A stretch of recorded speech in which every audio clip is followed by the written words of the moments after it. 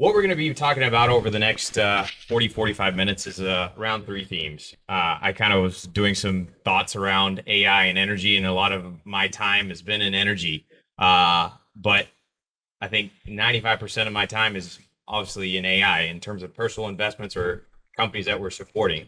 Uh, we have a prestigious panel in terms of depth. When did they show up? If you're thinking about, someone asked me if, where's a beer. Um, Maybe a little bit later. But if you're thinking about the depth or kind of the audience and the experiences we have, whether it's from industry experts within energy, you're thinking commercial, legal aspects, you know, big tech, all the way down to utilities, and then even also from super majors to, looking at capital, how we look at things from an upstream perspective. Everything's represented, with probably the 100+ years of experience that we all have over here. So welcome to this conversation. One of the things I want to necessarily say is we will have some moments for Q&A, but the three themes I kind of thought about is the system built to keep up? What actually powers the power? And then the third one is like demand's already there. Is anyone ready for it? So I'm going to give each person about 90 seconds or less to kind of give a quick introduction if you don't already know them. But then I also want them to I asked them before this is like, what's one thing personally and professionally, AI is changing your life within the last 12 months? So we can start with Andy and then Okay. Scott. Okay, so Andy Rohr, Managing Director, Energy and Infrastructure with Baker Tilly, Chairman of the Greater Houston Partnership Energy Committee, and Chairman of the Houston Angel Network Energy Committee. So if you're looking for money, or if you're looking to move to Houston, or if you're in Houston, you're looking for connections, come on over. Happy to talk to you afterwards. Spent about the last 35, maybe more now, years in the energy business. All over the world. So primarily working with companies and countries on everything from policy to very large infrastructure to workforce development. Basically building the power that powers what we do is kind of what I've spent my career doing. In terms of the second part of that, how has AI changed my life? I would say in the last 12 months, I'm having conversations that never are less than hundreds of billions and never are less than gigawatts. And if you've been in power or energy for a while, you know how odd that is. One of my projects right now is a 13 gigawatt energy platform. To give you an idea, that's the concept is we are going to build something bigger than the power that drives Manhattan in under 27 months. So, and we're going to throw a couple of nukes in there along the way. So that's how it's changed my life. And I'm looking forward to a wonderful career for like next 20 years. Hi, my name is Scott Craig. I'm a partner with Latham and Watkins out of our Austin office, although I spend a lot of time in Houston. I focus on helping emerging companies grow with niched focus in energy tech. Latham and Watkins has a very large emerging companies group as well as an infrastructure and energy group. And we kind of bring those two together to help companies like many of the ones here first start raising money. And then as they get some traction, finding different more creative ways to raise money, whether it's project finance, government loans, because it's a different model. It might start out like a typical venture capital model, but it's a different model as you grow than, say, a Silicon Valley venture capital model. And that's where our energy and infrastructure group comes in. As far as the question, it's funny, there's the personal side and the professional side. On the personal side, the recipes and travel. I mean, those are the two things that it's been pretty cool to just simplify things for me and not have to spend 30, 40 minutes searching things on the internet when it'll just pop it out for me. Professionally, y'all will all be glad to hear this. Things are working much faster in our world in legal. Things that would take 15, 20 hours to do, we're able to do it a lot faster. And it's like a first year associate. The AI it makes some mistakes. We got to review it and verify it. But at the same time, it's going to change the way we do business. We have to look at how our model works. But we're super excited about it. And I think that the firms that are adopting it are the ones that are going to win the day. Thank you. My name is Liang Downey. I work for Microsoft Energy and Resources industry team. So as part of the energy and resources ENR, is very energy is very broad. I'm representing one of the three verticals, that is power and utility, electricity, power utility vertical, and we have oil and mining, and as well oil and gas and mining. So my job is really working with power utility companies across North America and to equip them with AI technology. So it's really, the bits to, use the bits to power electrical generation, transmission, and consumption smarter. So a little bit about me. I have a very technical background, and many years ago, I'm my entered the seventh year with my job at Microsoft. But prior, I worked on generations of technology, including maybe you are familiar with and Watson and Jeopardy and those days. And I also worked at utilities because as industry advisor, we bring that domain knowledge into the AI world. And I also, in between, large corporation, I worked on startups. And I come from Detroit. So one of the startup I spent 5 years with was Thomas Edison was right.com. And I will share with you what it takes to, because it's something right to do, why is it wouldn't take off? Maybe you ask me the question. So in terms of AI and what is, application or one, fun application, is really helping me read a newspaper. So I provide user, credential and the AI agent. I create an agent to read, New York Times and Wall Street Journal, especially when I travel and I can't bring newspaper and I don't want to read. My eyes, problem. So it summarizes the relevant area that I'm interested in. So it really saved time that agent I created.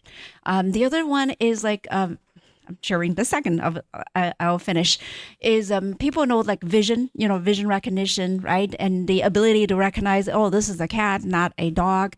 And the power utility, I really love the idea to be able to have the AI to read diagrams. So electricity one line diagram and PNID diagram, like piping instrumentation and diagram to be able to summarize these PDF file into digital assets so we can manage and prevent failure. Awesome. Hey, everybody. I'm Christopher Spears. I run a venture fund focused on upstream oil and gas technologies called EIC Heritage.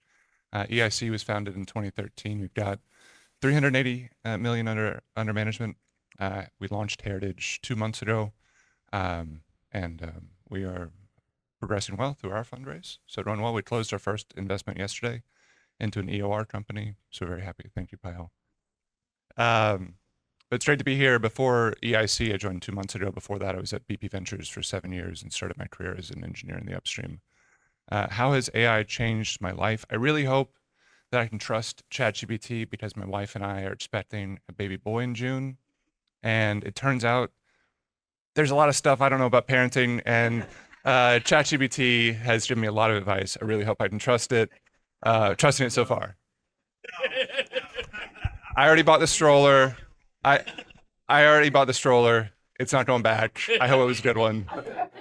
Just don't use Grok. Funny name. Yeah, it seems like we're always using different things to ask AI. I try to get it to explain to my 10-year-old certain things that I don't know how to explain to him because the way in school it's taught today was much different to the way we all learned it. But appreciate that. I heard a lot of different things whether it's tremendous amount of power, powering Manhattan to commercial ventures to even relationships with Thomas Edison, all the way going to congrats on your first deal. So thinking about when we were kind of chatting a little bit, to maybe go to Andy's question about building that Goliath of power. It's like I think is it going to be a mixture of between public and private power in terms of bringing your own power?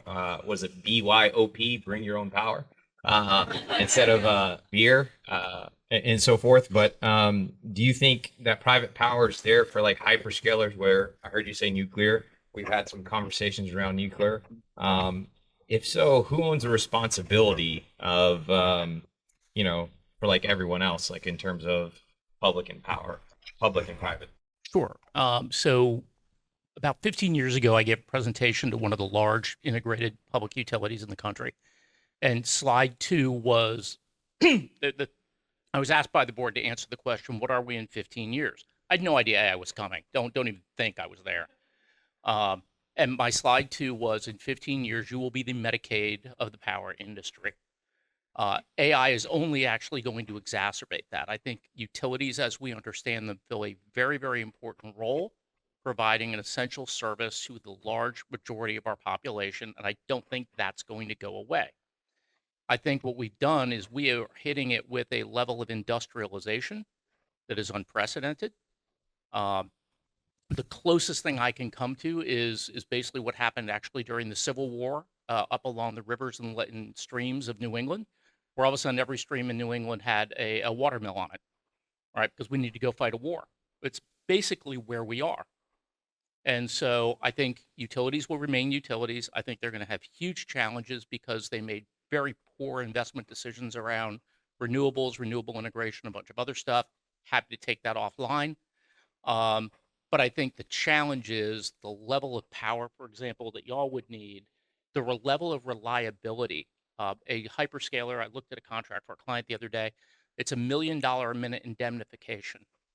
You walk into, I don't know, Pico, put that down on a utility CEO's desk and say, by the way, if you don't deliver, just have your shareholders write me a check for $1 million a minute. And they go running out with their hair on fire. So we didn't build that industry to solve this problem. Asking them to solve this problem is incredibly unfair. Expecting them to address the problem is ridiculous because culturally, frankly, they are not regulated, staffed, et cetera, or compensated to solve problems of this caliber. So go behind the meter, whole different set of issues. Gas is an issue. Small nuclear, we'll find out around about mid-year how well people like ALO, et cetera, are doing. But I think we're going to have to build a whole new industry around power. And I'm looking at, frankly, at the people who are going to do it. So congratulations, good luck, and keep the lights on. Anyone else want to add to that? Scott, maybe digging a little bit deeper to what Andy was talking about. How are these deals getting done? Or have you seen, like, are we too early to think about that? Or are we just, I don't want a $1 million headache for every minute. Yeah, I mean, I think you mentioned Allo. I mean, that's an interesting example because they've raised a ton of money at the top, venture, and Base Power in Austin's it's a different kind of company, but it's a similar, trying to solve the consumer power issue. When you raise that much money at the top, you've got venture capitalists that you've got to feed. They want an exit 3 to 5 years later. I think the uniqueness of, depending on, like, are you going to manufacture your product? Are you going to build a plant? I mean, is your product the plant? There's a lot of different ways to fund that. Like I said earlier, project finance, government loans. There's a lot of different sources of private capital that are going to come in. And if you just see how these data centers are getting built with different technologies, there's a ton of different creative ways they're getting done. You've got things with Blue Owl and Meta and others that are just these massive, 12-figure deals, it seems like, that are just that continue to happen, and there's just going to be more of them, I think. I think this is going to be, a challenge is always an opportunity. Otherwise, what do we do, right? And I think look at it, a diverse set of not just one size fits all, maybe, diversity of different supplies, right? And, if for me, talking about, sustainability, Microsoft, like we're at this Sarah Week, it's really, there was a difference of a carbon-free electricity versus renewable, right? Renewable wind and solar really is untamable, weather-driven versus dispatchable, right? Yes, that's innovation. And get down to the, smaller, like containerized, then you can have it in your backyard. And, leveraging this wonderful opportunity of AI to discover that. When I say use the AI to discover that, often get asked the question, data center is the energy hog. And, like compared to the traditional search, AI search utilize 10 times more of energy and for the AI search, right? So it is a energy intensive industry. However, with the AI, then actually you can solve the problem. So the research my company has discovered they can leverage LED, like LED, right? They use that as the medium to transmit data, instead of fiber optic, utilize a fraction of the electricity. This is all done, chemistry, new chemical discovery, new medium discovery, even new matter, right? We don't know. So I think it's a great opportunity, like for the young folks and the innovators to tackle that problem, right? Otherwise, your utility complains about for the past 30 years, there's no growth, right? There is no new growth, and everybody is replacing, Edison incandescent light bulbs with LED, like LEDs, like a fraction of electricity. Right now, we have a good problem. So I would look at it, like half size full. And then, from our perspective, running an early stage venture fund, the data center build out, massive over the next 5 years. I don't think the same rate of power adds continue for the next 40 years. If they did, our entire country would just be data centers, and I don't think that's going to happen. And so, if we invested in a company that was going to sell into data center growth in 10 years, it probably wouldn't be a great business because that probably plateaus, and we did another exactly. So we're looking at what does the energy market look like in 5 or 10 years, and it's somewhat talking my book and somewhat not talking my book. But the reality is, the U.S. right now is burning or exporting somewhere between 110, 115 BCF a day of natural gas, which is an enormous amount of natural gas. We added 5 BCF a day of LNG export capacity last year. We'll do another 2.5 this year, and every additional incremental daily production of BCF makes it a lot harder to maintain that rate. And so the stuff that we invest in, we're hopefully going to shift the supply curve on natural gas so that we don't find ourselves in 5 years in a situation where we were 15 years ago, where natural gas was 4 or 5 times as expensive as it was today. Europe sees those natural gas prices today. It's extremely detrimental to their economy. It was going to be a really challenge for us 15 years ago. Actually, I think some people have forgotten that the LNG terminals that we have today were initially meant to be import terminals, and very rapidly fracking turned those around. And I think today we're providing something like 60-70% of Europe's natural gas. Anyways, the point is, in a fairly short time scale, the energy market can change very quickly. And the challenges that data centers face today, next year, the year after, are very likely to be different in 2030. To dig a little bit deeper on like the natural gas, everybody, probably half the people in this room have used natural gas as sometimes as a feedstock, right? What's going to happen whenever we think about the power production, right? We're going to have to bring, an entire grocery store in terms of energy applications, or whether it's nuclear, whether it's solar, wind, and so forth. Natural gas being like one of the biggest in small gen compressors. Like, what are you seeing? Are we not thinking long term, or are we thinking just short term, like in terms of just energy supply? I don't know if you want to add a little bit to that. I can start. I think Texas is a wonderful, I think should be the shining star of U.S. energy policy.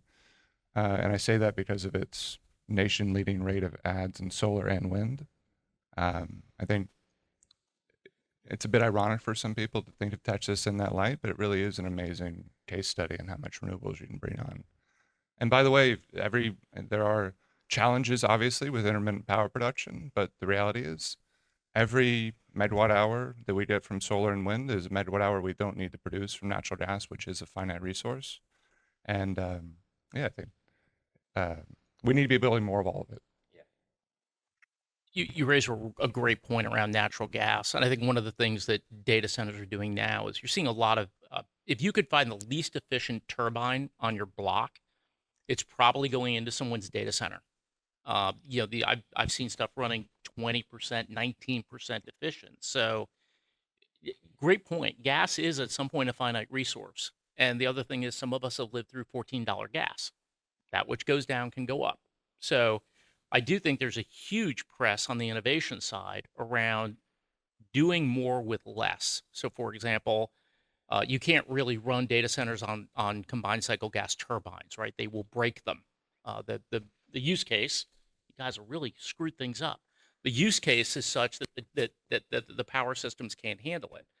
So, and those are yet the most efficient things we see burning gas. So it's a really interesting exercise we're going to have to go through to layer multiple kinds of technology and then innovate them at different rates. You may keep baseload, you may keep that turbine for 20 years running a certain percentage of it. I think the ability to innovate close in to the point of consumption is going to be massive. And the nice thing is we can swap those stacks out, right? We don't have to junk the entire data center power supply. We don't have to junk the entire utility generation stack. We can actually take out pieces. We can swap out lithium ion batteries, unless you want to, roast things. You can swap out lithium ion batteries and maybe you can put in sodium if that makes sense. Maybe you can put in zinc. Maybe you can put in supercaps. I'm seeing a bunch of data centers put in supercaps now instead of batteries. So if you're thinking about what you're going to build, don't look at it as monolithic. Don't think of it as one thing. It really is an all of the above. And I would tell anybody with an inclination, go after gas efficiency on the turbine side, because if you're the CFO and somebody walks in and says, I have a solution that can decrease your rate of consumption on gas of your commodity where you have the most price risk by 40% or 50%, I will bet you walk out of there with a PO. I really want to add a point of doing more with what you got already, right? Instead of a big, huge build. So you're talking about gas turbine efficiency, right? And I want to add another point is, all these huge transmission lines, right? And the transmission lines, one of the example is, ambient or dynamic line rating, oh, right? And, currently, the transmission line, its current carrying capacity is really limited by the cables and the size of the cable and the material.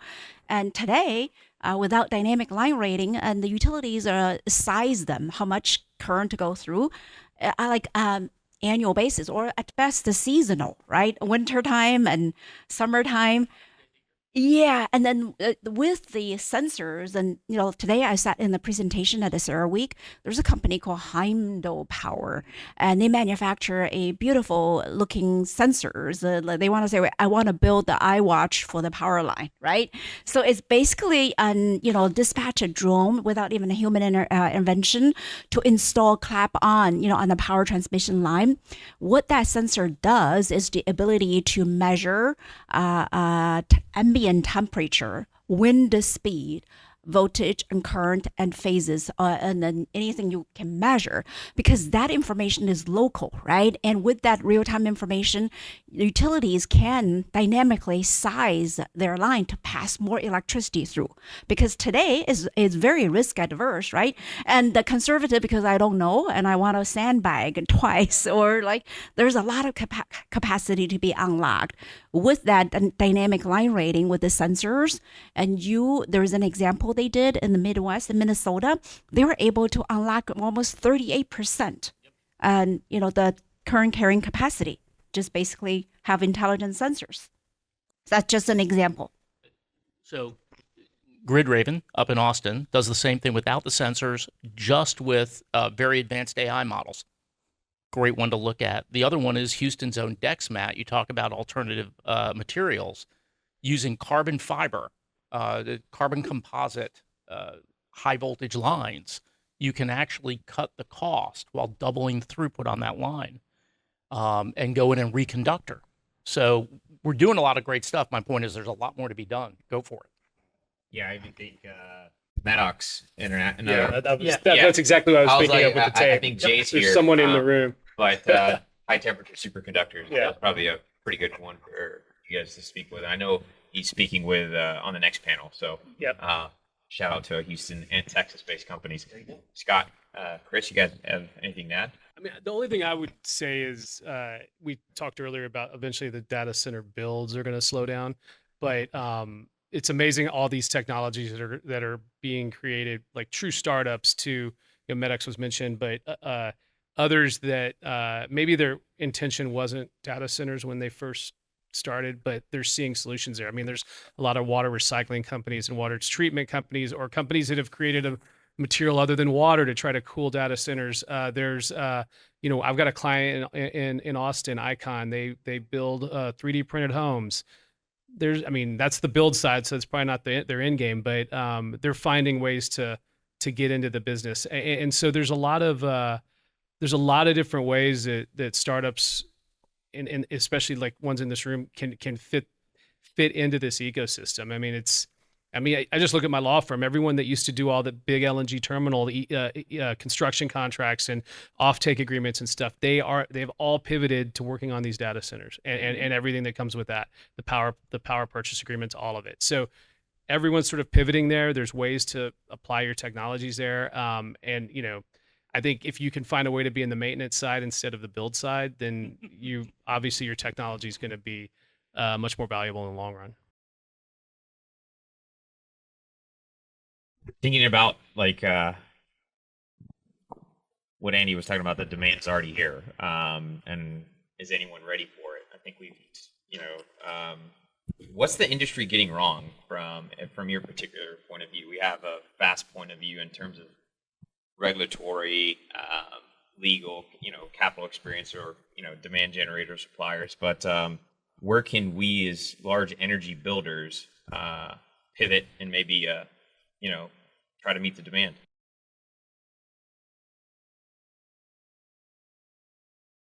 What are we getting wrong? Wow. I don't think it's a wrong. I think we just have to recognize, excuse me. I think we have to recognize that regulation consistently lags way behind innovation. I think this is an opportunity, but a curse for everybody in this room. And in the energy space, where this is getting really dicey, is when people say things like, PJM's price of power went up 56% last year because of those mean data center people or those mean energy people. And the reality is that's a crock. Those data centers haven't been built. There's no additional load coming on from that, right? But they're using this to avoid having some very hard conversations on the regulatory side. We've aged out a lot of our stuff. We've kind of run to fail in the utility world. It started to fail. The bill is coming due. We're running on investments that were made by our parents and grandparents. So I think as a society, what we've done is we got very complacent. We took for granted that power was you went to the wall, you hit it, and it came on. So we own, I think, collectively, what we've done wrong. I think what's maybe more important is what have we done right? And what we've done right is so far we've managed to walk a very fine line between, I'll call it social responsibility, economic development, and technology innovation. And it's a very hard line to walk. And I think we all represent pieces of it. And I think we've done a pretty good job. We've done a pretty good job letting the technology innovators innovate. We've done a pretty good job letting the energy folks build and I'll just say flex on economics. I don't know how much more flex there is in that particular item. I think we're starting to hit the top of tolerance. But those are the things I think we've done right and wrong. I do think we are really going to struggle with regulation. We're going to have small nuclear reactors in this country potentially ready to go in the middle of this year. We have absolutely no regulatory framework in which to permit them. We have somebody up here whose company actually has a PPA on a fusion reactor. It would be y'all. And I think it's great. Yeah, you have a PPA on the first fusion reactor. If they went hot, I don't know how you guys would actually operate it.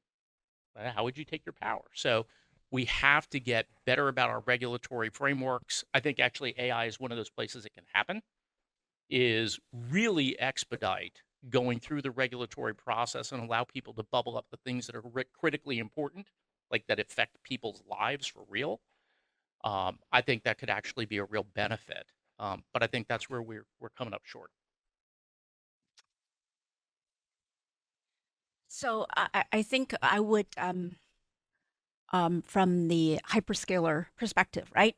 Like I would say, what did they get right or what did they get wrong in that context? And it maybe just an example. It is not looking at capacity. Oh, we're short of capacity.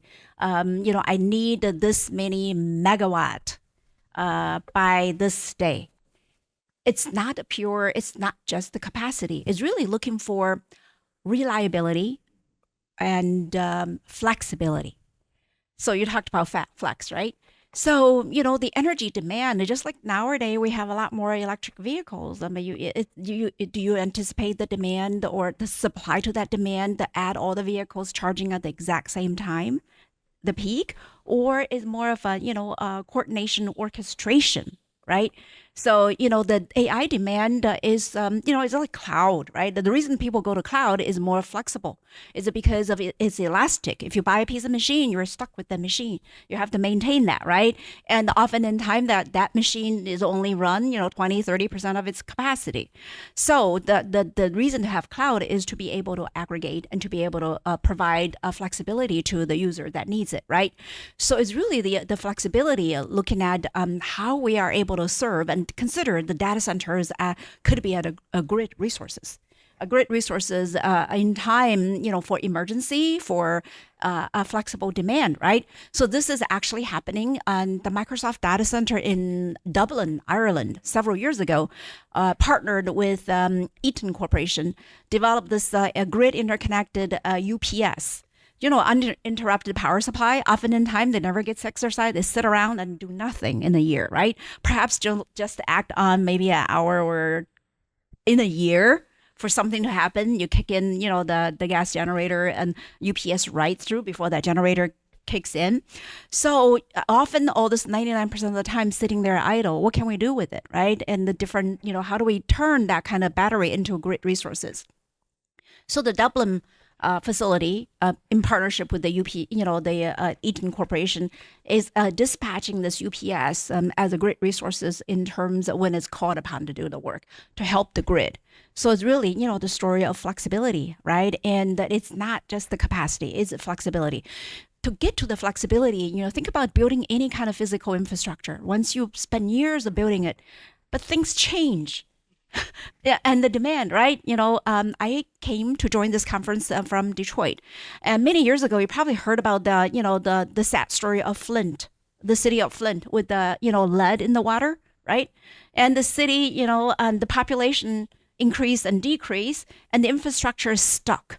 And therefore, we run into that very difficult situation. So how do we build that flexible infrastructure, like a software driven, and to be able to respond to fluctuating demand? That's the key, right?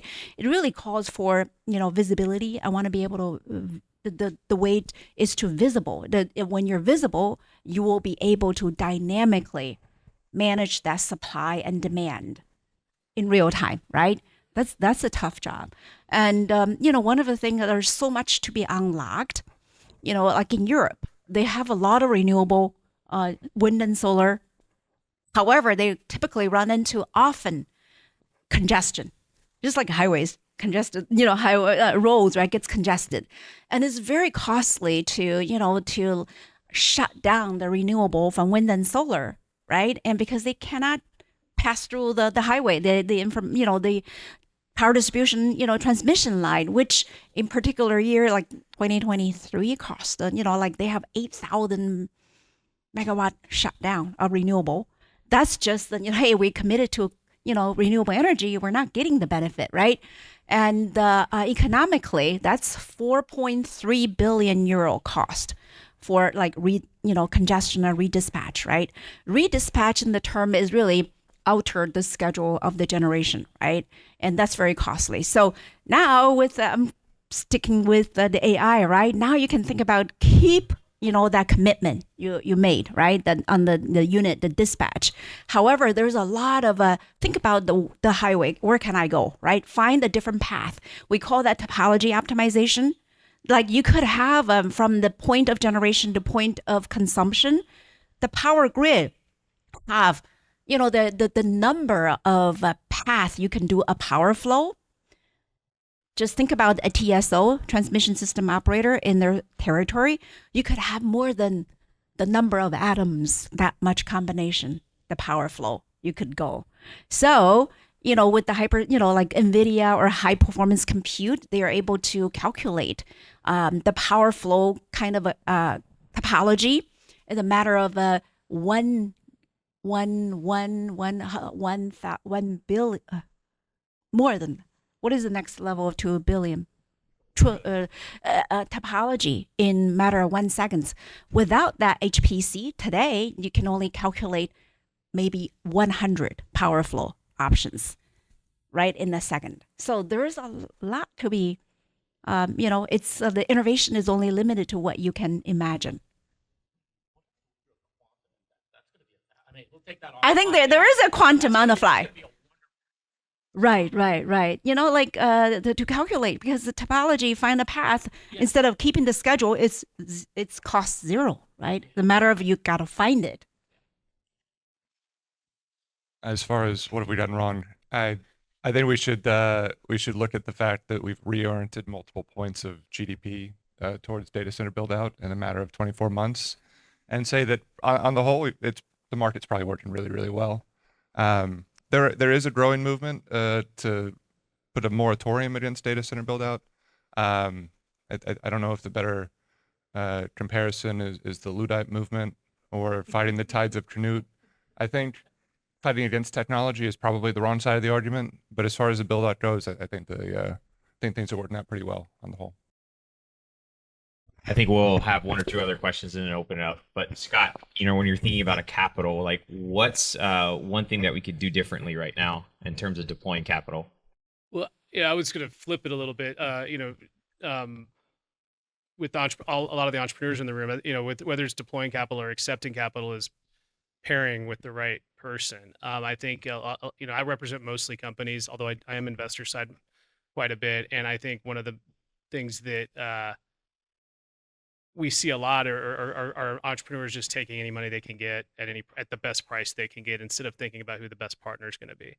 And in Houston, as far as capital deployment, I think it's been really interesting to see, because what we're seeing is a lot of former upstream investors in the private equity upstream, invested in traditional oil and gas, starting to invest in technology companies, starting to invest in companies that are entrepreneur led, that are seeking traditional venture capital, and that can butt heads a little bit, because venture capital funds have a very different risk profile than a family office in Houston that wants to get into technology.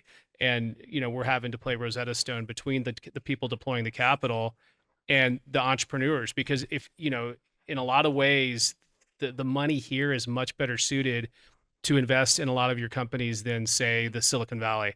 That they're brilliant out there too, don't get me wrong, but they don't know the supply chain like the investors here do. And that's going to be so important for energy tech companies, whether you're feeding the traditional energy production, or you're part of the data center world. Like either way, having those connections, whether it's with strategics where you used to be, or just straight strategic investments, they may not have a venture fund, getting plugged into the supply chain is something that really this industry can only do for you. And so just think about who you're going to want as your investor. Is that higher valuation really better, or is the partnership better? Well, thank you. Anybody want to add to that?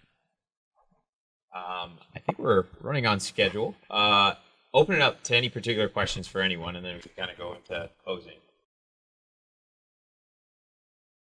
Yes. Hi, my name is Olu Ajah, Ashupa Electric. I've heard a lot of discussion around large-scale power generation system, and of course, the large-scale data centers.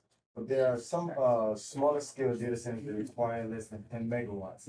And also for the power generation for those, that can scale through the regulatory roadblock that you mentioned. What are your thoughts about such approach? So Power generation. So you're thinking about like edge data centers and stuff like that? Correct.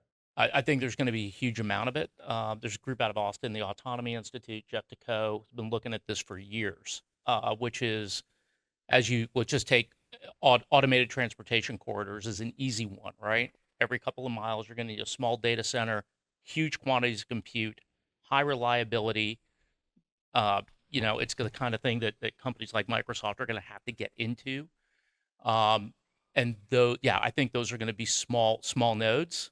I'm talking to someone who has a less than sub 1 megawatt nuclear reactor that basically fits in your chair.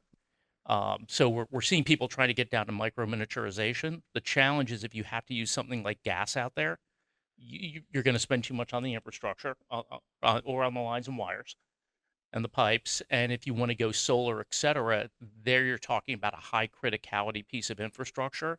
You can't have Superstorm Uri where you're down for 3 days and suddenly those pins don't operate.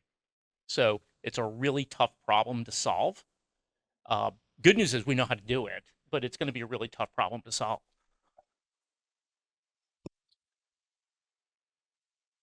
I think it's going to be a lot more interesting over the next 12 to 24 months. I think it was just a few weeks ago that NVIDIA announced a productized 5 megawatt data center, which you can deploy at the distribution level, getting a lot of away from a lot of constraints that exist today.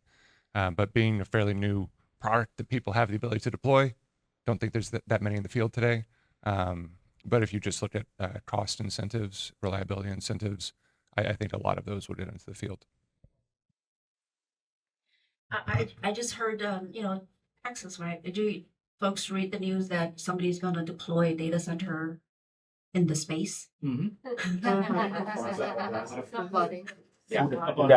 I was asked to put a nuclear reactor on top of a rocket. So, yes. Power on the moon. We're actually having that conversation. I think the modular flexibility, so you can, respond to changes, right? And that's very important. And I think many years ago, I worked with a bunch of researchers, and they're working on, okay, I have all these pods, right? And put the different kind of a workload in those pods. And then you can, on demand, have your usage, like based on the generation profile. So, like, okay, and the sunrise, and everybody use it, right? And the sundown, like, there's all kinds of very interesting, right? Generation following load. I have a question about quantum computing. So, in terms of that, how do you compare in terms of power consumption versus what we have right now? I'm just trying to figure out what do you guys know? Is that a fraction or? I'm not, I just know the quantum, that they, like the bits and all that, and it needs to be cool to the extreme temperature, right? Yeah, I'm looking at a hall, and this is totally theoretical because nobody's built anything at scale like it. But to your point, if you have to take it down to absolute zero, you're going to use a lot more power for the air conditioning than you are to actually manipulate the bits and the qubits and stuff like that. So I think the jury's out. The other problem you have is it has to be insanely reliable because remember, vibration creates energy that throws off qubit operation. Heat changes can create energy that throws off qubit operation. So it's power is one thing. The stability, the environmental stability, I think is going to have to be profound, down to how are you going to isolate buildings from vibration. Any other questions? So yeah, some of you mentioned that private equity is moving into technology ventures, and it's funny. So our startup actually came from Silicon Valley to here to try and find more of these energy partnerships. But I was curious to know about these private equity firms and where I might find them.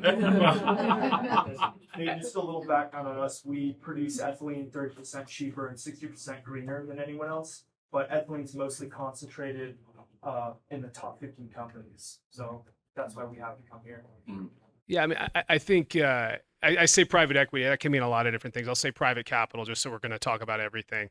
But when I say that, these are folks that, again, traditionally might have invested in upstream oil and gas or in the supply chain somewhere, but would take a control position and basically own it. Maybe not operate it. They'd bring in an operator, but they're used to having control. They're used to being risk averse. They're used to having a pretty certain outcome, similar to a typical private equity fund that might invest in software versus a venture capital fund.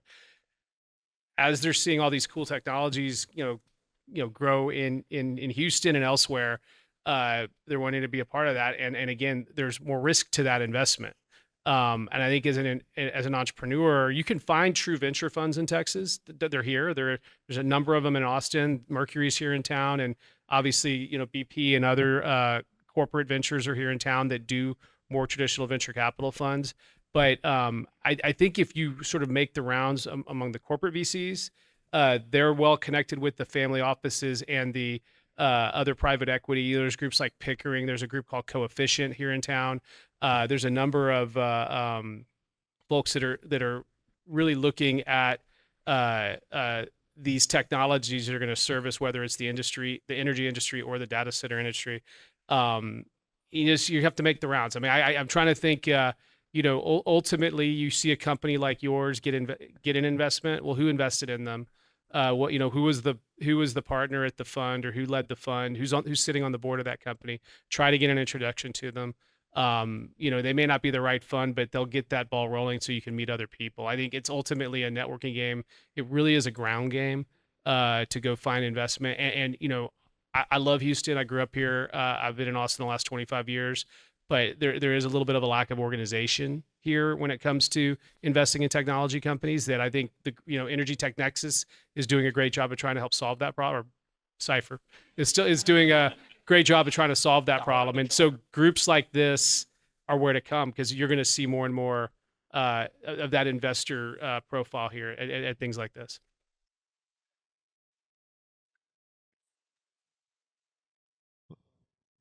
Hi, Leon. I'm Al Cohen from Data Centrics and Love It. We have a lot of properties actually in downtown, office buildings and near to the substation.